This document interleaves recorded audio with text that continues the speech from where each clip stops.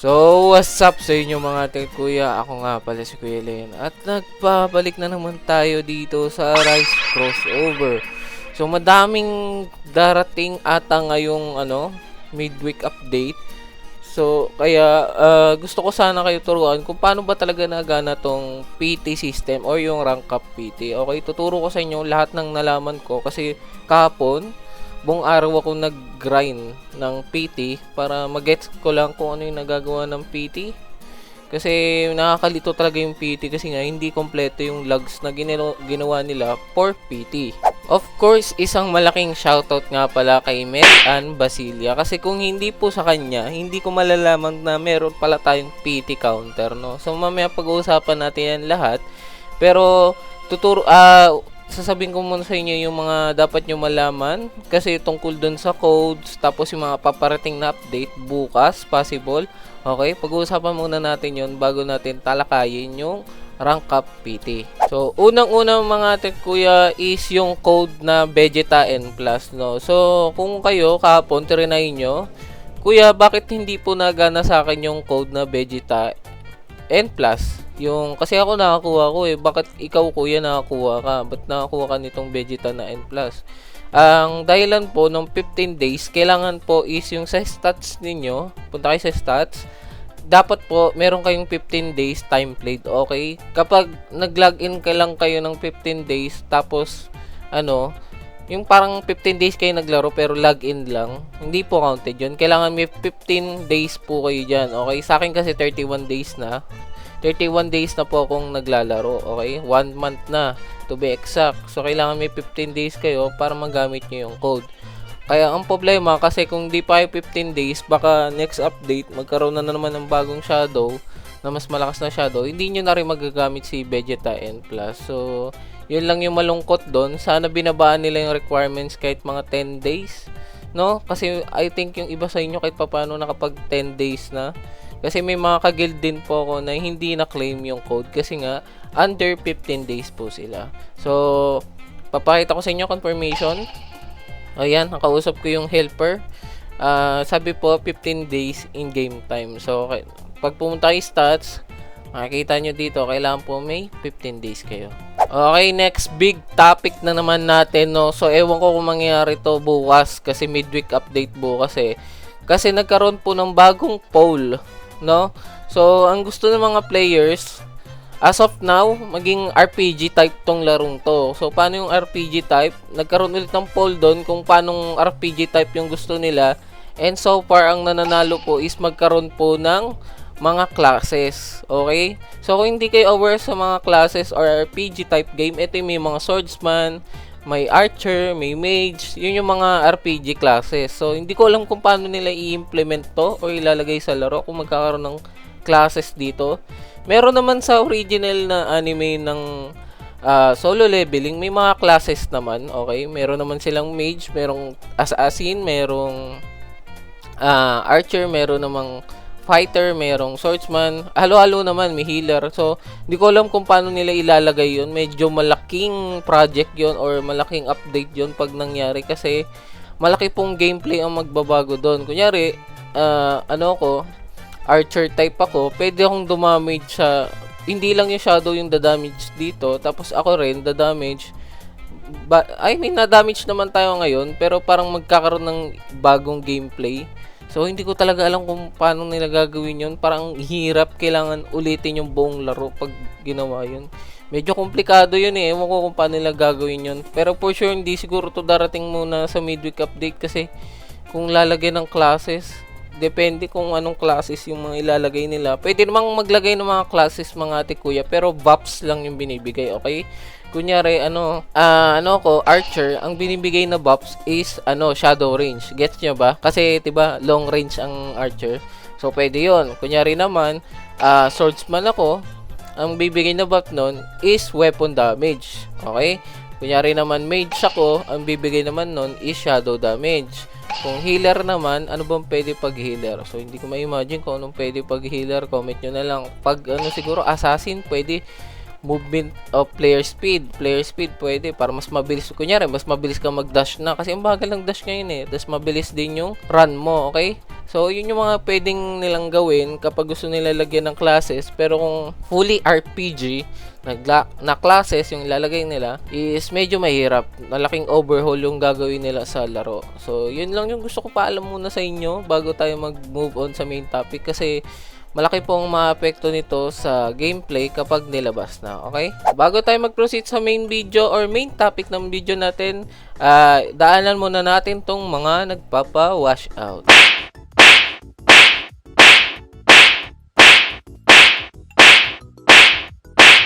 Ngayon, tuturo ko na po sa inyo lahat ng alam ko ngayon sa sa rank up PT tsaka sa double rank up PT.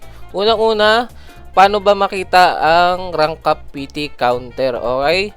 So, pupunta po kayo ng index. Okay? Pagkapunta nyo ng index, pag click nyo yung mga unit or shadow, makikita nyo sa taas ng pangalan nila is merong rank up PT counter.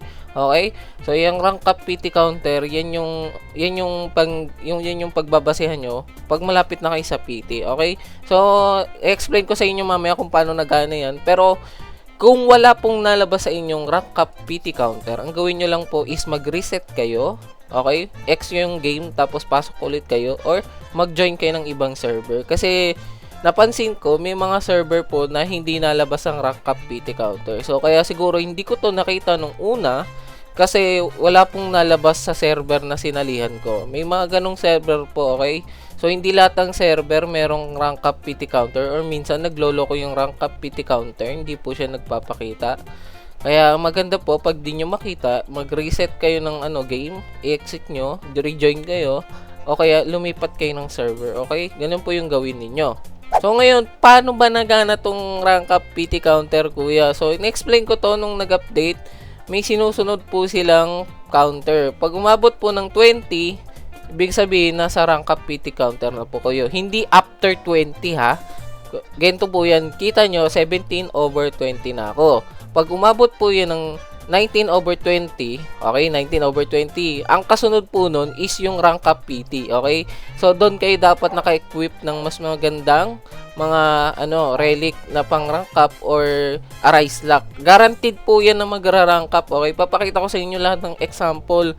May record ako lahat, okay? Papakita ko sa inyo. So, sa mga hindi nakakaalam, mga tit kuya, kunyari, etong unit na to, 'di ba? Meron na akong kay Pito. Ito, meron na po ako kay Pito na 17 out of 20. So, tatlo na lang po ang kailangan ko para makuha yung rank up PT. Ngayon, kunyari, kinukuha mo yung rank up PT. Tapos, hindi mo na-arise, hindi po successful. Hindi po makakount sa rank up PT yon, okay? Ang nakakount lang po sa rank up PT is successful arise. Kailangan ma-arise nyo para madagdagan yan. So, kunyari, ganito, 7 out of 20. Pag pinatay natin si Pito, papakita ko sa inyo gagamit po tayo ng Arise Relic lang Arise lang po lahat ng gamit ko Wala po akong gamit na rank up. Okay, sa title, naka-unking lang din ako. So, ganito papakita ko sa inyo. Papatayin natin si Pito. Ay, wag yan. Masyadong makunat pala yung Pito na yan. Dito tayo sa Pito na mas malambot. Ito. So, nakita nyo, naka-authorize na ako. Okay? Tapos, lahat ng relics ko and title ko is pang-arise. So, papatayin natin si Pito. Okay, na-arise ko si Pito, di ba? Yan. Makikita nyo dito, 17 out of 20 pa din. Kuya, akala ko ba kailangan successful para madagdagan? Ito po yung another problem sa sa PT counter. Kailangan nyo pong mag-rejoin kung gusto nyo makita yung yung live ay yung accurate na PT counter nyo. So, gagana lang siya or madadagdagan lang siya kapag nag-leave kayo ng server or nag-rejoin kayo galing sa dungeon. Doon lang po siya nadadagdagan. So, tandaan nyo, 7 out of 20. Nakapag-arise po ako ng isang Pito. Okay? Ito yung na-arise ko. Rank E. Okay? Tandaan nyo, 7 out of 20. Magre-reset lang ako para makita ninyo. Okay? So, ito makikita nyo, nagre-rejoin na po ako. Hindi ko alam kung may iba pang way para mas ma-efficient yung pagtingin ng PT counter. So, comment nyo na lang. Kasi ito lang yung alam ko sa ngayon, okay? Ito lang po yung alam ko sa ngayon. So, ayan, nakikita nyo, naglo-loading. Okay, bumalik ako sa Hunter kasi, sa Dragon kasi dito pala ako nakasave. So, pag tinignan natin yung PT counter ko kay Gato, dapat 18/20 na to. So, 18/20, tama na po, di ba? So, ngayon, babalik tayo doon sa NEN para ituro ko sa inyo yung sa PT counter, okay? So, okay, nandito na ulit tayo mga titkuya. Since 18/20 na tayo, dalawa na lang yung kailangan natin mga titkuya para makuha yung guaranteed na rank up ni Pito. Okay? Dalawa na lang po kulang. So, sa pang 19 natin, try natin kunin to. Okay, hindi natin siya na-arise, di ba? Hindi natin siya na-arise. Pag di nyo po na-arise, hindi po siya maka-count dito sa sa PT counter. So okay lang kung nagdadad monarch kayo tapos malapit na sana yung rank up PT kaso hindi nyo na-rise. Okay lang po 'yun kasi hindi po siya maka-count. Okay? 'Yun. So ito mga ate kuya, papakita ko sa inyo na sa PT na ako ni dad monarch. Sana ba 'yon? So kita nyo 19/20. Okay? Pag di ko na-arise, pag na-arise ko to, dapat N rank makukuha ko, okay? Tapos kapag di ko naman na-arise, di siya maka-counted. Then kapag na-arise ko and hindi siya N+, alam ko magiging 4 out of 5 to. Tapos naka-equip na lang ako ng Unking na title, tapos magpapalitan ako relic mamaya. So try natin i-arise kung makakakuha ba tayo ng N+ sa PT ko.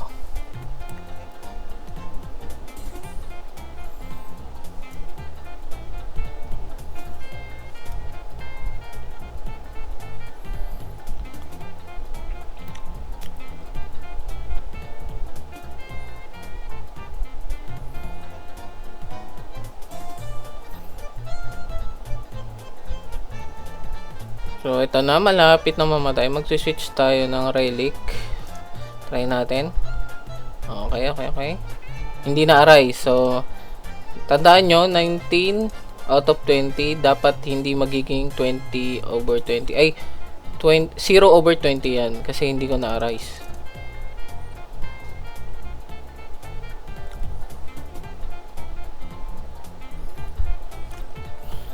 Ito, nakalipat na tayo server. Teka lang.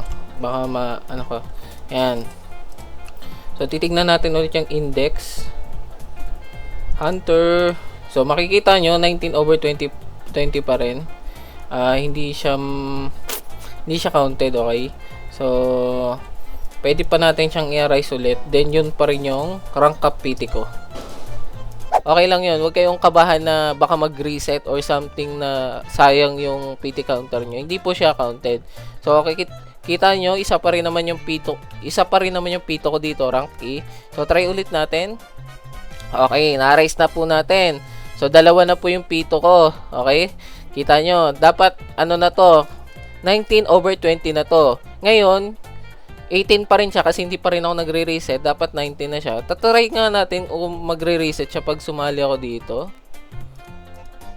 Try natin tignan.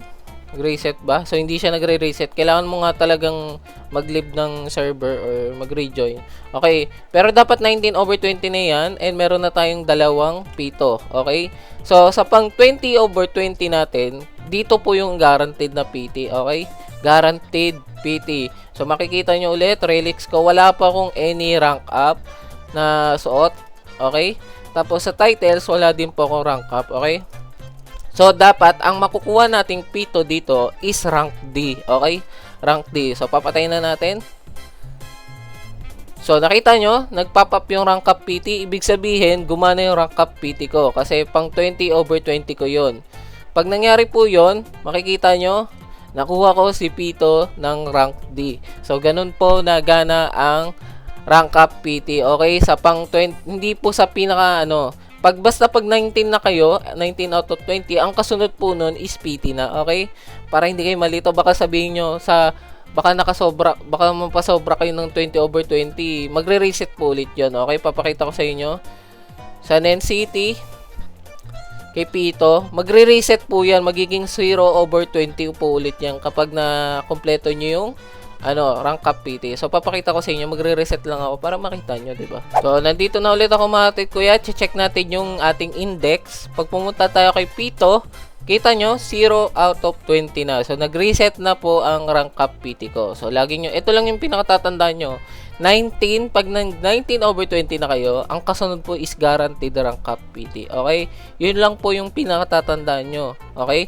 Pagdating sa rank up PT. Sunod naman, na i-explain ko is ang double rank up PT. Okay? Medyo mahirap ng konti ito. Okay? Kasi dito sa part na to, 'di ba ang ginagrind natin dito N+. So ito, may clip ako dito, makikita nyo mamaya. So sasabihin ko muna sa inyo, sa double rank up PT mga tit kuya, kailangan nyo ng 100 na successful na arise, okay? Para makuha yung double rank up PT, okay? Pero may other exemption, okay? Kunyari, naka-equip kayo ng naka-equip po kayo ng tinatawag nating rank up relics. Kunyari, may ganyan kayong suot, tapos may na-arise kayo, okay? Tapos kunyari may na-arise kayo, kunyari na-arise nyo si Dad Monarch ng N, okay? Dapat lang siya, dapat magiging G lang siya, 'di ba? Kaso may rank up relic ka. Ang mangyayari po nun, maka-counted kagad po siyang isang double rank up PT. Okay? Ganun po 'yung nangyari sa akin kanina. So hindi ko na-record, yun lang yung masama kasi kanina po nag-grind ako ng rank up PT para i-record. 13 out of 20 pa lang ako, pero nakasuot po kasi ako nito. Okay? Meron akong rank up lock. Tapos nung na-arise ko siya, nag-rank up lock to N siya. Ang nangyari mga tit kuya, imbis na maging 14 out of 20 yung rank up PT ko, nadagdag po siya sa double rank up. Okay? So parang kinount na siya as 1 rank up PT. Okay? Nagigets nyo ba? Kung ma-arise nyo si Dad Monarch ng N, makakount po siyang double rank up PT na isa kagad. Ganun po yung nangyari sa akin kanina. Pero hindi ko alam kung ganun talaga siya intended gumana. Okay? Hindi ko po alam. So, ito naman, isa pa. Kapag na-arise nyo po siya ng N+, tapos hindi nyo pa nare-reach yung double rank up PT, magre-reset po yan, okay? Kasi nakuha nyo na eh. Kasi ganoon rin po yung sa ibang games kapag nagdo-double rank up PT, ay nagpi-PT tapos hindi nakuha nyo nang wala pang PT, nagre-reset. So may video ako, papakita ko sa inyo yung clip. Gulong-gulo din ako nito nung una kasi ang layo ko pa sa PT pero na-rise ko. So ito, second run mga tit kuya, titignan natin kung ma-arise ba natin siya. Switch na tayo ng relic. Tingnan natin kung magiging N+ ba tong rank up PT ko. Tingnan natin. Okay, 41. Matagal pa. Diyos me. Biglang bumagal. So, tayo na lang natin. Balikan ko kayo. Ito, na lang. 8 SP. Okay. Ma-arise ba natin o hindi? And magiging N+ ba siya o hindi? Okay. Uy! Double rank up PT. Pumasok na tayo sa PT. So, dapat N+ dad to? Oo nga! N+ dad! Okay. Bakit na-trigger yun? Hindi ko alam kung bakit na-trigger kasi kung titignan nyo, 3 out of 5 pa lang ako. Ha? Bakit? Bakit siya na-trigger? No? Nakakuha ko, okay, bagong N+ ko po yun, okay? Kung makikita nyo, hindi po siya nakalock, o yun, no? So, nakita nyo naman mga tit kuya, na double rank up PT ko siya kahit malayo pa ako sa double PT ko kasi 3 out of 5 pa lang ako noon, magiging 4 out of 5 pa lang. Dapat sa huling 20 ko siya makukuha. Pero dahil nga meron po akong rank up relic, na-trigger ko po yung double rank up, no? So nalabas pala yun if makukuha mo yung N+, no? So yun yung maganda, at least meron tayong signs para malaman kung nakuha ba natin yung N+ or hindi. So, hindi ko alam kung ganun lagi, pero ganun kasi yung nangyari sa akin. So, comment nyo sa baba kung nangyari ba sa inyo to, nang matignan natin kung ganun nga ba talaga siya gumagana. So, I hope naintindihan nyo naman mga tit kuya yung pag-explain ko. If medyo naguguluhan pa rin kayo or naanuhan pa rin kayo, medyo hindi nyo pa rin naintindihan, ito pa yung final na review natin, okay? Ang PT counter ay nakikita po sa index, okay? Pag hindi po lumabas sa inyo, mag-rejoin lang kayo or lumipat po kayo ng server para lumabas po sa inyo. Tapos, ang PT counter po is hindi lahat meron or double PT counter. Ang mga meron lang po ng double PT counter ay ang mga may N+. Tapos, yung sa iba po is meron lang silang PT counter, okay? Lagi nyong tatandaan pagdating ng rank up PT counter, yung rank up PT lang ha, Pag nasa 19/20 na po kayo, ang kasunod po nun is yung guaranteed na rank up PT.